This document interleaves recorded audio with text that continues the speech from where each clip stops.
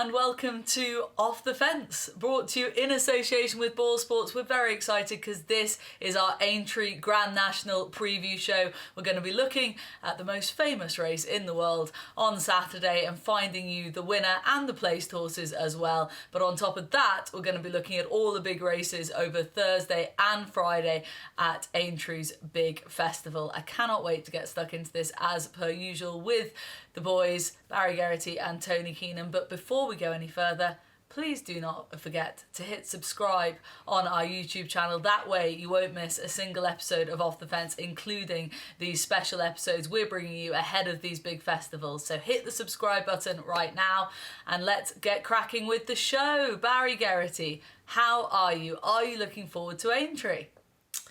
Very much looking forward to Aintree. Vanessa had a brilliant weekend at Ferryhouse, 3 days. Really good race, and capped off with Paul Townend lifting home Maximus in the Grand National. So good weekend gone by and looking forward to another brilliant one ahead.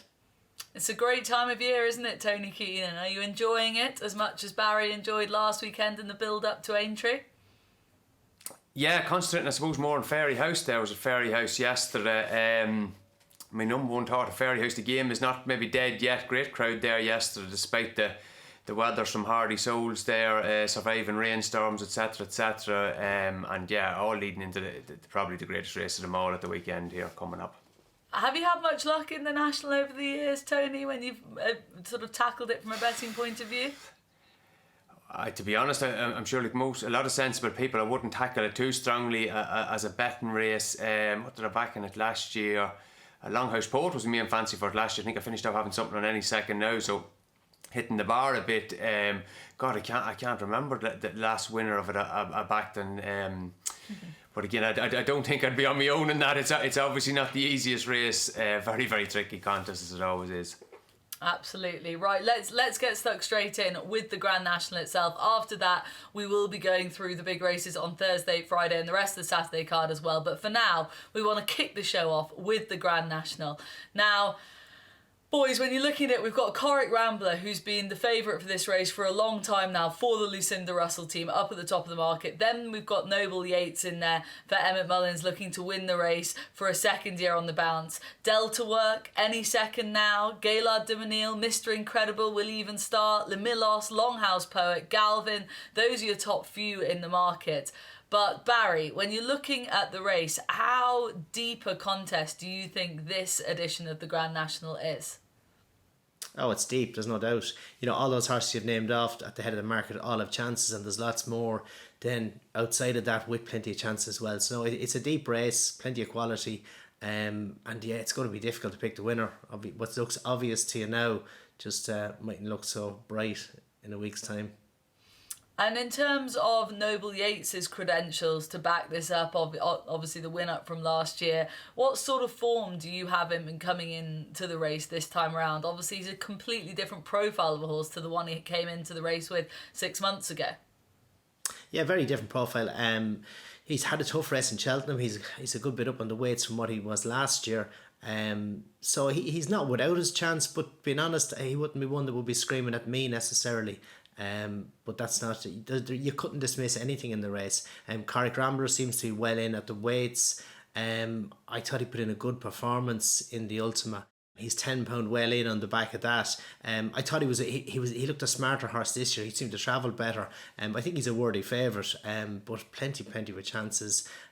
Delta Work, I thought he's £1 less this year than he was last year. He's up £1, but he has a week more to recover. And I thought he had a tougher race last season to beat Tiger Roll than he had to beat Galvin. So I thought he was one with a chance. Personally, I like Lemilos. I think Longhouse Poet has a good chance as well. I thought Lemilos ran like horse who needed the run in Kelso last time, having put in a good performance in Newbury prior to that. And he's been targeted at the race. Really good to jump. Very versatile on ground. He's won and soft, good, heavy, everything. So for me, he would be my choice. He would be the one I'd like to ride if I was to ride one out. Okay, very interesting. In terms of the favourite, Corach Rambler, Tony, at 6-1, I mean, he's been up at the top of the market for a very long time now. Is he your idea of a Grand National horse? I suppose he's going to have to come from further back than a lot of Grand National horses typically would, and also the long running might not be ideal for him. He does kind of pull himself up a little bit at Cheltenham there. I did kind of rally again, I should say. But look, it's like anything now. When a horse is that officially well in, they nearly have to be a certain price, and a short one at that.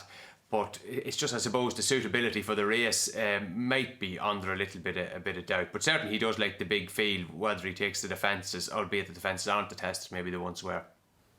Yeah, I think that's a fair comment. Elsewhere, further down the field, you've got the sort of the likes of Mr. Incredible, who comes in here with a very interesting profile. Obviously, he's not the most straightforward, but he's one of the lesser exposed horses in here. Would you give a chance to a horse like him, Tony, in here? He'd certainly have a chance. I do think the Kim Muir was probably run to suit hold-up horses. He was maybe given too extreme of a hold-up ride. Even within that race, but he did get there, and look, maybe after the last he was going to go and pass them out, but didn't maybe see it out just as well as Angels Down and Stump Down and that. So I don't know, it raised a little bit of a question about his stamina. For all his previous run there in England would have suggested he stayed well, and there is obviously the question with his temperament. He has refused on occasion, and on one or two other occasions maybe looked a little bit tricky, but sometimes that type of horse can run well for a long time. But you've mentioned a lot of the kind of, I suppose, fancied horses, and like Barry said, a lot of them do have chances, but I was looking maybe something maybe at a bit bigger of a price, and the one that I kind of came down, and I think I mentioned this horse back after he ran second in the Bobby Joe, was Vanier. I thought he ran a cracking race that day. He was quite well. Look, he'd have the back class. Albert Bartlett winner would look like a really strong steer back then. Took well enough at the fences initially, and then his jumping seemed to fall apart. But I know over the summer they did some sort of a back surgery on him, and then early on this season they just kind of persisted with him, running him over 2.5 miles. Now, part of that maybe was with a view to the big spring races, the Irish National possibly, or this race. Part of it might have been to sharpen up his jumping. He was well back for the Dublin Racing Festival, didn't complete there, but then he got the cheek piece. He had the cheek piece initially, at the Dublin Racing Festival, and again then the Bobby Joe. I just thought he had a really good race in the Bobby Joe, really good trial. He was given a lot of weight to Kemboy. He came from kind of further back than ideal. He kind of met a bit of trouble in the straight, just shaped like the best horse, shaped like a bit further would suit, and I definitely think he give people a run for the money. And the other one I kind of came down, again, another horse at a bit of a price, was the Griffin's horse, Roy Mage. He's meeting Longhouse Poet now on, what is it, £11 better terms than Down Royal for a length and a quarter. But I'm less concerned, I suppose, about the lengths and the pounds and weights and measures and all that type of stuff, is the fact that he was coming into it of a less than ideal prep. He ran at Cheltenham in the cross country there, the rescheduled cross country there in January, and he had a nasty fall, I think a cut after it, and things hadn't been smooth. So I thought in light of that, the Down Royal run was excellent. He's run some good races, kind of in graded races. He was down Tramore there against Manella Indo and Stackler. I know the two of those flopped in the Gold Cup, but they haven't become bad horses overnight.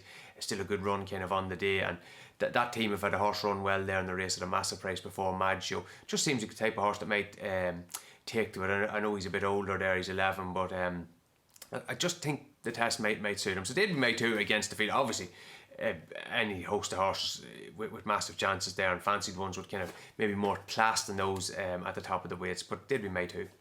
Okay, well, Roy Mage is 40-1 with BoyleSports as we speak right now, and Vanillier is... What price is Vanillier? It's an 18-1 shot with BoyleSports. So there's two much bigger priced horses from Tony. Le Milos, Barry's selection is 14-1. And Barry, do you have anything else at a bigger price you want to throw in there? If Le Milos is your win selection, what follows him home? I think Mr. Coffey could be value. Placed at the last two Cheltenham festivals. He disappointed in the top, albeit he jumped okay last season, but he's a week longer to recover, and plus he's a year older as well, a 7-year-old versus an 8-year-old. So I think Mr. Coffey, and especially with the ground looking like it could be on the soft side, I think he could outrun his odds. Okay, Mr. Coffey at 40-1 if the ground goes in his favour. Stay tuned for the end of the show, because we will be giving you our Grand National 1, 2, 3, 4. So, just really covering all bases on this show. And do get in contact with us. Who do you think is going to win this year's Randox Grand National? Who do you think could outrun their odds at a bigger price even? Do get in contact in the comments box below. Let's move on to Thursday. We'll go back a few days and pick up Thursday because, of course, we've got Grade 1s aplenty on the opening day of the Aintree Festival. And we begin, Barry Geraghty, with the manifesto, where we see Banbridge take on Stage Star, current joint favourites, 13-8 at the top of the market. Obviously, one went to Cheltenham, one in Stage Star. Banbridge missed Cheltenham because of the ground. 2.5 miles here in the manifesto. Are we backing fresh horses? Is that going to be the way to play some of these races across the 3 days of Aintree? Well, it's definitely something to bear in mind, and it's an individual thing. With some horses will bounce out of Cheltenham and fly at Aintree, and others just won't come back as quick. So, but for me, we're obviously recording this on Tuesday evening, and there is a good bit of rain forecast for Wednesday, and wet into Thursday. So there is a chance we're going to get soft ground on Thursday, and that probably puts a question mark over Banbridge's participation here, and he could wait for Saturday for the 2 mile novice chase. But Stage Star put in a really good performance at Cheltenham. You'd have to be impressed with it, but I'm not sure the ground was as soft as it was called on the day. Saint Ryle put in a really good show in the Arkle when 12 lengths third behind El Fabiolo. So for me, Saint Ryle stepping up and trip on the slower ground would really be of more interest to me than Stage Star.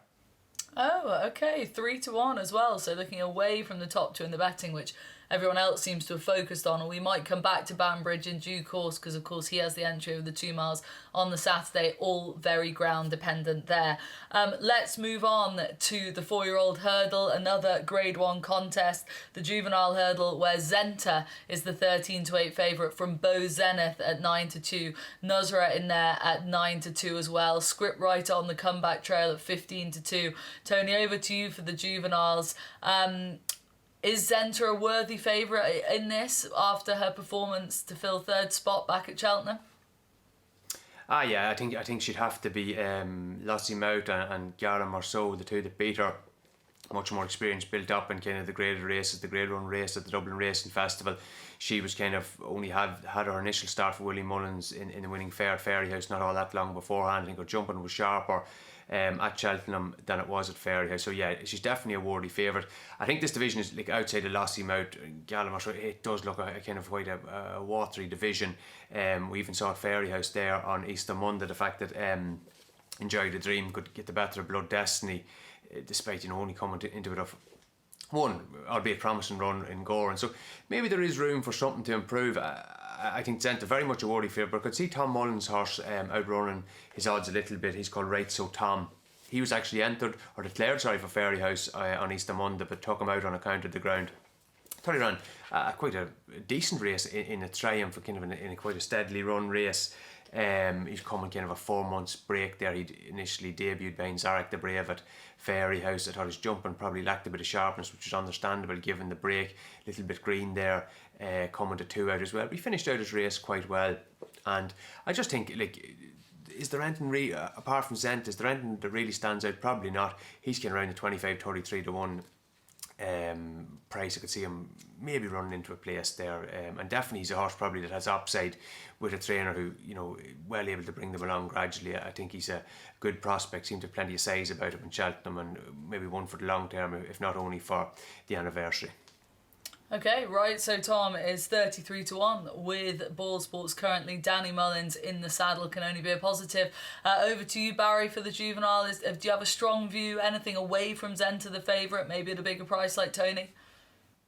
Zenta would be the obvious one, and has only had one run during this season as well prior to Cheltenham, so going into that reasonably fresh, so you'd hope would come out of it the same. I suppose Bo Zenith has won twice since flopping in Sandown first time, but he actually beat Blood Destiny back in April in his win in Otay, so that would be a good level of form. He's been impressive on his 2 wins since that flop, so I think he'd be one with a chance, but Zenta I think will be hard to beat. Okay, let's stick with you, Barry, and move on to the Aintree Bowl, which is an absolutely fascinating renewal. So many different angles here. We've got Shishkin stepping up in trip after that Ryanair performance. We've got Bravemansgame. These two are co-favourites currently at the top of the market at 5-2 with BoyleSports. obviously off the back of the epic second in the Cheltenham Gold Cup itself. Both those horses coming here from Cheltenham, along with A Plutard and the Hoisinyor. Hoisinyor obviously off the back of the fall. And then you've got Conflated and G.A. Law as well. I mean, Garlaw at 50-1. But other than him, basically any one of those horses could win this, Barry. But I'm inclined to think that you're going to tell us to stick with Shishkin, are you?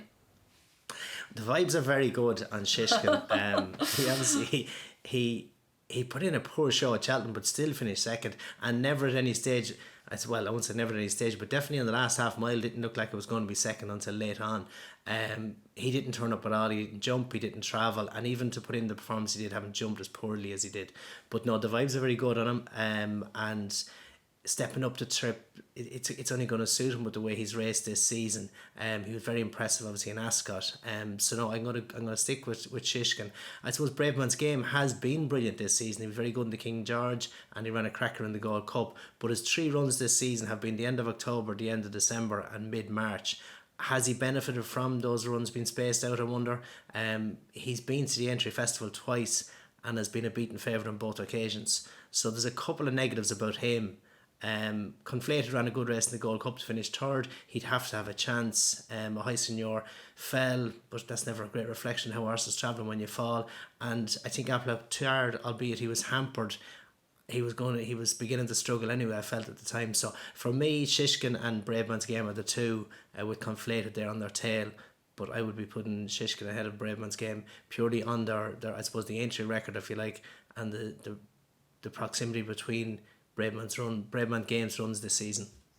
Yeah, I can see all of those points. My issue is, Tony, with Shishkin, is everyone said he did well to finish where he did, given the fact that he was essentially never going at Cheltenham. But focusing in on the latter part of that sentence, it worries me, Tony, that he was never really going at Cheltenham. Oh, I wouldn't blame you for it worrying you. I think it would have to. It looked a case of the bounce in Cheltenham. Hard race at Ascot. It won easily, but everything else pointed to a hard race, whether it be the time or ridden out, I suppose, to the lane and stepping up and trip for the first time. The thing about the bounce is, does he now able to bounce back within 3.5 weeks? I think that's a big ask. The double bounce. I know.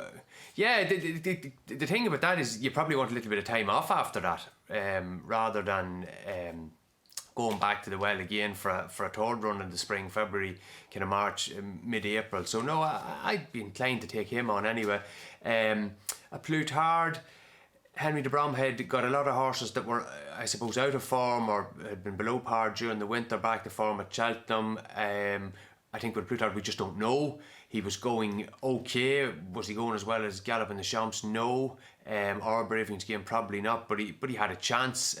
Was just too far out to say, and he's kind of priced nearly as if he made the frame. Looking at that, I think Conflated probably got his little bit of hard luck there, kind of on the run to 2 out. He was kind of travelling nicely enough, and kind of Gallop in the Champs come out on his outside, and he had to kind of shift round him. Then just lost a couple of lengths, I'd say, at that. I'd say maybe slightly short on the Gold Cup trip might suit him. They kind of opted to miss the Dublin Racing Festival, would have looked his obvious race, the Irish Gold Cup, Leopardstown, a track that seems to suit him so well. I suppose this maybe race was also in the back of the mind, so he'd have a chance. But I still think Bravemansgame there, he's got the two best pieces of in this race, two best pieces of stay and chase form of the season, the King George win and the Gold Cup second. I absolutely accept what Barry's saying there, that Aintree has been, particularly last season, very, very disappointing run. Like, his run the novice hurdle behind the High Senior was not bad. It was a perfectly good run against a very good horse.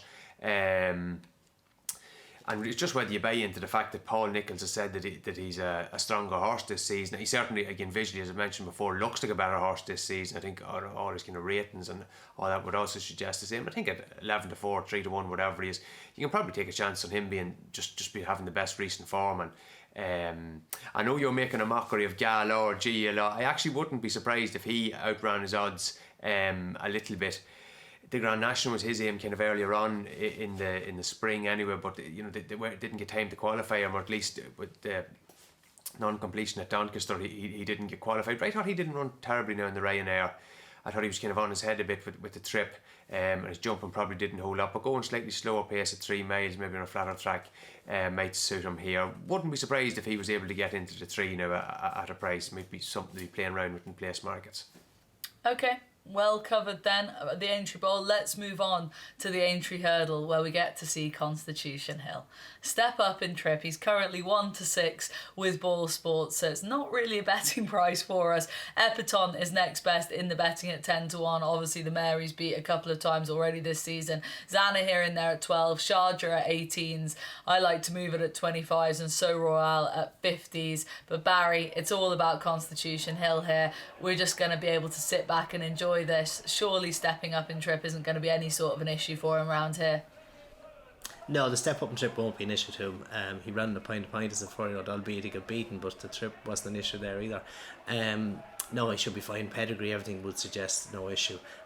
Ground likewise as well. So no, you'd fingers crossed. I'll be hoping I'll be sitting back enjoying it, but it'll be anxious enough watch, as was Cheltenham. But of the opposition, I suppose Zana here was third to him in the champion hurdle, and you know, the trip would be ideal for him. If the ground is on the slow side, that'll be ideal as well. So for me, he would be the one I would see chasing home Constitution Hill. Epatton has to bounce back from her run in the Mare's Hurdle, where she disappointed.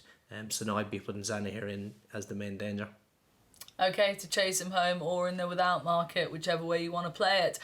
Tony, do you have anything you want to report to us about Thursday? Anything left that you want to mention on the Thursday card?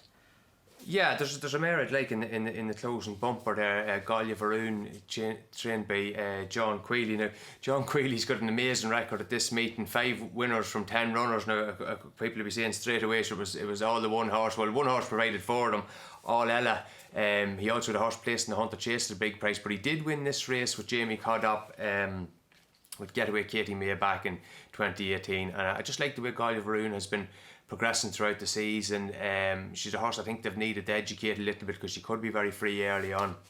A couple of runs there, Naas, Listowel initially, and then Naas, where she kind of got that bit of education and has won her last 2 starts. Very strong finish now, Taurus to win the first one, and then at Naas last time, tongue tie on first time, kind of travelled better. Just looked at a mare that has learned on the job and is kind of progressing, and I could see her running a good race in the Mare's Bumper, although there are loads of really kind of unknown quantities in this race. Kind of the Irish mares, like Gordon Elliott has got a horse of Michael Hickey that he paid 180 grand for, 185 grand Magic Dawn. Henry de Bromhead, who definitely, this will be a very unusual one for him, having runners and bumpers. A mare called July Flyer that won a Grade 1 bumper in France, and Willie Munns has got one also coming from France, Jolly Curalen. But of the ones that have run the Irish ones, to me, Gallia Varoon is on the up and definitely one to be interested in. Okay, if I'm in my English way, if I was to say this horse's name, I think I'd say it as Galam Arun. So I've crucified that nicely. Barry, do you have anything else to add in regards to the Mare's Bumper? Yeah, no, just allow what Tony says. Galam Arun, 3 lengths behind Hackett at Harbert. That was a good run in her bumper when she was third, 3 starts back, but has some good form. And John Queally, should I say, definitely is a shrewd operator. Okay, 2 nods for her then in the bumper, and she's around about sort of 11 or 12-1 poke at the moment. Let's move on to Friday, everyone, and we will kick off with the first race on Friday, which is of course the Mildmay Chase, and we get to see Jerry Colombe here to try and right the wrong of Cheltenham. He's currently the 13-8 favourite at the top of the market. Journey With Me is 5-2 stage star, but obviously we're expecting to see him earlier in the week. Bron in there at 4-1, complete unknown as well, and the mare Gala de la Toe at 8-1. Barry, we will kick off with you here. Jerry Colombe, are you expecting him to get his head in front here? Will this track suit him? Yeah, I think the track will suit him fine. It does take a lot of getting the Mildmay course, big long straight. You tend to go a good gallop as well, because you're led to believe it's an easy track, it's a flat track, that you get a good gallop and you turn into the straight and you have a half mile to run. It's a long way home with a long run from the second last to the last, so you need to stay well, especially up and trip. So no, I think Jerry Colombe will. I think it'll suit him fine. I suppose the big thing for me with him is he had a relatively tough race in Cheltenham, and can he bounce back out of that? But just knowing the horse and knowing how laid back he is, When he was back in his box, he would have been switched off and relaxed. So I don't think, with the exception of the race itself, I don't think the travel would have taken much out of him. I think his recovery would be good for the same reasons. So I'd be very much with Geraghty. And the slow ground as well would be ideal for him too. Journey with Me is there also in the same ownership as well. And that's if he goes here, I suppose, but he probably hasn't got many options. He missed Cheltenham. Whether that's a plus or a minus, obviously he didn't get the hard race, but if he wasn't good enough to go to Cheltenham, well then is he good enough to beat Geraghty? I'm not so sure. Braun wasn't far behind Geraghty in the Brown advisory, but a bit like I mentioned Bravemansgame, his runs all season have been well spaced out. Whereas last season he was kept busier, and I think he paid the price of a win at Easter. He ran very disappointing in Punchestown after that. So whether Braun can just bounce back, I'm not fully sure, but I think Geraghty can. Okay, intriguing. Tony, do you have a strong opinion in this race? I'd lean towards Geraghty, like Barry mentioned there. The Aintree thing, the Mailway is quite a testing track, especially that run from the second last to the last. Like I was looking at the times, like this race actually typically takes about 5 seconds longer than the Brown advisory. Looking at the last few years, and I know ground kind of messes about with that a bit, but certainly it's not maybe an easier test than the Brown advisory. And I think Geraghty just kind of got outpaced at a key time in that race, and the real record, the pace to kind of get away from, but he made up the guts of 5 lengths from the last. And maybe Jordan Gainford had the new whip rules a little bit in mind, didn't want to get after him too soon and was kind of minding himself. But I think maybe if he can get going a bit sooner here, he should be hard to stop. Okay, 2 strong enough votes then for Geraghty in the Mildmay. Tony, let's stick with you for the top novices hurdle over the 2 miles, and it's the mare Lucia up at the top of the market for Nicky Henderson at 9-2, but second best in the market is found at 50 at 5-1 with BoyleSports, a horse that you've been very keen on with his form over in Ireland already this year. Are you still keen on him for a race like this? Yeah, maybe just not as keen as it was maybe for Fairyhouse last week, because I think Fairyhouse is a bit more of a front runner's track maybe than Aintree, and also it looks like this could be a massive field. Like I think at this point, 28 runners in this. Now I know a lot of them are doubly entered between the race over 2.5 on the Saturday. Nicky Henderson talking about Lucia having an interrupted prep for Cheltenham. I think there was quite a bit about that. She needs to bounce back. There's one horse there. This trainer, Oliver McKiernan, very, very rarely has runners in England, but he's entered a few horses up this week. No looking back. I thought he shipped quite well behind Irish Point at Naas, giving him a very hefty penalty. I think it was £8 or £10 that day in Naas, and the runner race didn't really suit him either. I could see him running well. He'd be kind of horse you could drop out and ride a race, and was found to 50. He's kind of going to probably have a bit of a pain in his backside with horses kind of pressing him from a long way out if it is going to be that double figure size of a field, but certainly from the initial entries you would think it would be. Okay, so tactics kind of come into play. No Looking Back is currently 11-1 with BoyleSports. Barry, have you had a good look at this race? I mean, if we've got a big field, surely there's a horse at a bigger price against Lucia, or are you kind of with the positive vibes in regards to Henderson's mare?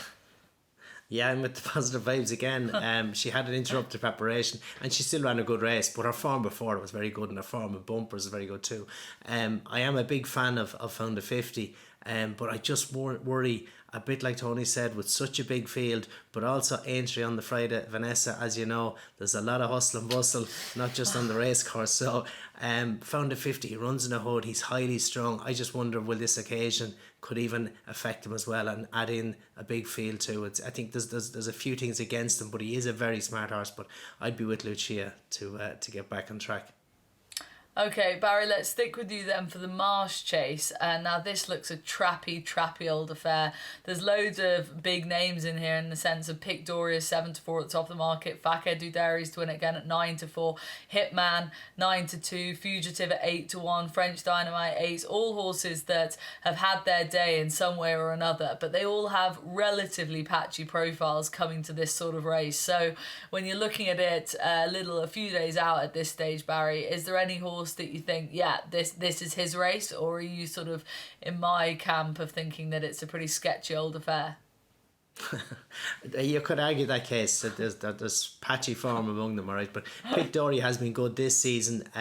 He had Fakir Dudari 7 lengths behind him when he was second to Shishkin in the Ascot Chase over 2-5. That wasn't good to soft. For me, it hinges on the going. Pic Doria loves a flat track, and I think better than soft ground is ideal for him, albeit he has won in soft in Kempton, but probably not just quite at this level. Facadudary is going for the hat-trick. He's been well prepped for this, kept fresh and missed Cheltenham, but I think he'll need it soft to have the pace to match Pic So I would just watch on the going, and for me, as I say, Facadudary and soft and Pic I'm better. Okay, all about the going then. We will bear that in mind. Tony, on to the top and we go. Very competitive, as you would expect, but it's Gez Kiel, your 7-1 market leader. Ashtown Lad is in there at 15-2 for the Skeletons. Al Dancer at 10-1. Final orders for Gavin Cromwell at 10s. Is this going to go the way of the Irish or the English? But like Barry there in the last race, I think if there's a bit of decent ground around, and I know there is a lot of rain, but they were saying they really needed the rain there in the piece I was reading earlier in the week anyway, so they were hoping for the rain and then holding off for the water and saying that they might still need to do a bit of watering. So the ground, we'll see, but if the ground isn't too bad, I'd like the claims of final orders here. Obviously he's had an excellent season, winning a number of races on the bounce, but just in the Grand Annual there, kind of wasn't able to get to the lead, just at that really fast 2-mile pace. He does stay that bit forward, and the ground was probably a bit slower than ideal, and he got badly squeezed out and shuffled back there. I think it was just after 4 out, left him kind of with a lot to do. And to be fair, the horse finished out really well despite jumping the second last badly left and not been great at the last. So I think the slight step up and trip, the big step up and trip, will suit him. His jumping has looked an asset all season. And yeah, I think he's better than the form in the Grand Annual, and provided the ground isn't too soft, I could definitely see him getting involved here. Okay, Barry, over to you for the Topham. Did you have a strong fancy in this? Well, I like final orders. His jumping is his key, and as Tony mentioned, if it's not too soft, ideally for him, but jumping, he's on springs, and he's not a big horse, but he jumps brilliantly. Phoenix Way was fourth in Cheltenham in his previous run, a little bit disappointing since then, but he's a horse that's capable of better, I think, so I'd keep a little eye on Phoenix Way maybe. Okay, and final orders is currently 11-1 with BoyleSports, everyone, so that's 2 relatively strong votes for him. Let's move on to the Sefton Novices Hurdle. Barry, again, not entirely sure what's going to show up here, but Hermes Allen is on the retrieval mission and is your 3-1 current favourite for this with BoyleSports. Can he bounce back from the run at Cheltenham, and how bad or good was that run at Cheltenham? Well, he was disappointed, no doubt. It's not the ideal foot to be coming into this race, but we'll have to wait and see how he turns up. But Absolute Notions, who didn't make the festival, who was second to Goodland in the Dublin Racing Festival, and had Sander Clegane behind him that day. Sander Clegane obviously went and ran really well in the Albert Bartlett. So Absolute Notions going here fresh, I think, it's important. You talk about horses getting overruns, but novices in particular. So if you go for a novice hurdler coming out of the Albert Bartlett, like Stay Away Faye, for example, having a tough race to come back to a 3 mile again at Aintree a few weeks later isn't ideal. Where if you have a horse like Absolute Notions coming here fresh with a good level of form, to me, I think he's one with a big shout. Okay, Absolute Notions currently 7-2 with BoyleSports. Another horse that missed Cheltenham was Maximilian at 9-2. Both sort of touted for this race, but Iroko is in here, who obviously we saw in winning action at Cheltenham. Tony, and you're such a fan of this horse.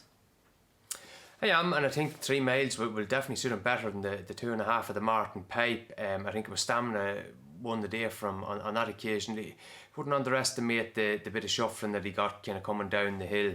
Got caught behind, I think it was Hollow Sound, one of the front runners coming back on top of him, and on a horse that probably does stay a bit further than the Martin Pipe trip. I think he did very well to get back involved and win the race in the end. So I do think, yeah, up to 3 miles, far from sure he's actually going to run in this. They've given him the entry anyway, but I do think the trip will definitely suit.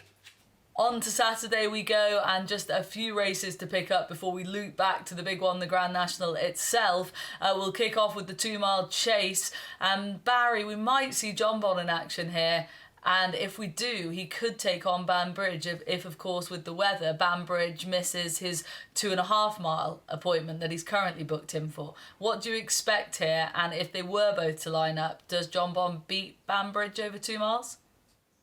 Well, Jonbon was second last year in the Supreme to Constitution Hill, and then he went and beat El Fabiolo at Aintree. So I think it could be something similar again. Second in the Arkle to El Fabiolo. I would fancy him here to win, especially over 2 mile against Banbridge. I would be a big fan of Banbridge's, but I think ideally 2.5 is what he wants. So yeah, I think Jonbon just might have the edge of pace over Banbridge. Okay, and then we can move on to the Liverpool Hurdle, where again, I mean, if these horses line up, this is going to be a pretty strong race. Tony, we'll kick off with you here. We've got Mary's Rock at 11-4 as the market leader. Tiupu in there at 100-30, obviously off the back of the good run at Cheltenham. Flooring Porter 5-1. Sire de Burle won at Cheltenham, coming to win this race again at 5-1. Champ in there, the old boy, home by the lead. Dashel Drasher to meet all of these types again. I mean, this is a real matchup again in the Liverpool Hurdle, but who comes out on top? Yeah, very good race this one in the Steers Hurdle, and a lot of them are there again with the addition of Champ and Marie's Rock. They were talking in the run up to Cheltenham about Marie's Rock going 3 miles. I don't know, was it the trip or the lack of pace that really beat her in the Mayor's Hurdle? It just didn't seem to run to her best, but perhaps this will suit her at this point in her career. But the one I came down on, I'd be quite keen on, is Home by the Lee. Wouldn't have been a horse that really had me mind going into Cheltenham for the Steers Hurdle, but how he shaped an awful lot better than the form there.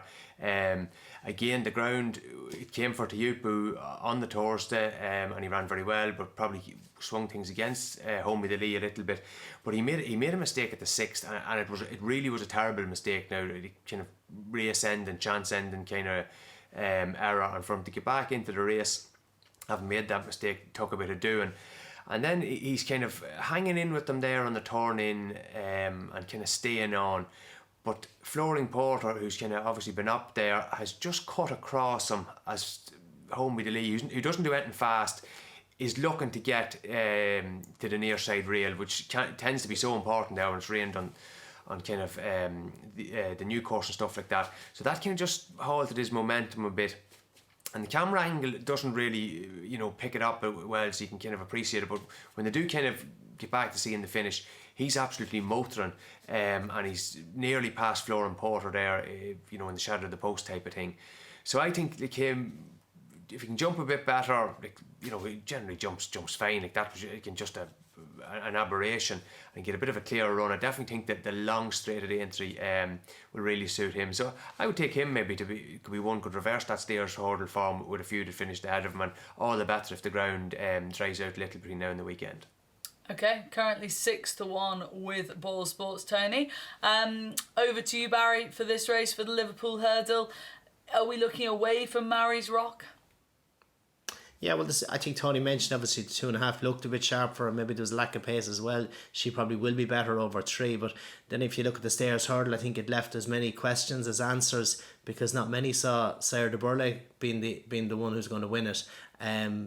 For me, I thought that what was it going again? Sorry, Champ. Yeah. He won his first 2 runs both last season and this season, and he comes into this on the back of 110 days of a break. So I'm kind of keen on Champ. He's won an Aintree before on the Zefta Novice Hurdle. I know he's getting on in years, but as I said, the Steers Hurdle left as many questions as answers, so he falls into a similar category as Sire de Burle. But coming here fresh, I think maybe Champ could be a sneaky one.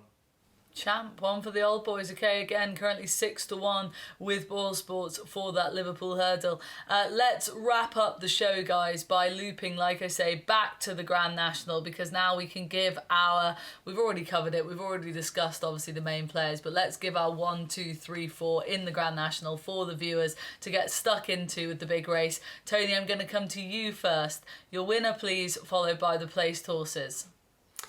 Okay, I'll go with Fanny and Roy Mage, who I mentioned earlier. I'd give Capodanno a bit of a chance. I think he's a spring horse. I like the fact that J.P. McManus' team and everyone seemed to connect him, seemed to be very quiet about him in the last few weeks. I think he's kind of young horse there that can do well in the kind of modern version of the Grand National. And I think any second now, kind of race specialist is the one to maybe fill out the frame. And Vanessa, don't forget to mention your 4, and I don't think you're sneaking away without getting your 4 in there. I do try sneak away without having to put these sort of things forward, but thank you very much for that, Tony. I will give you my 4 now.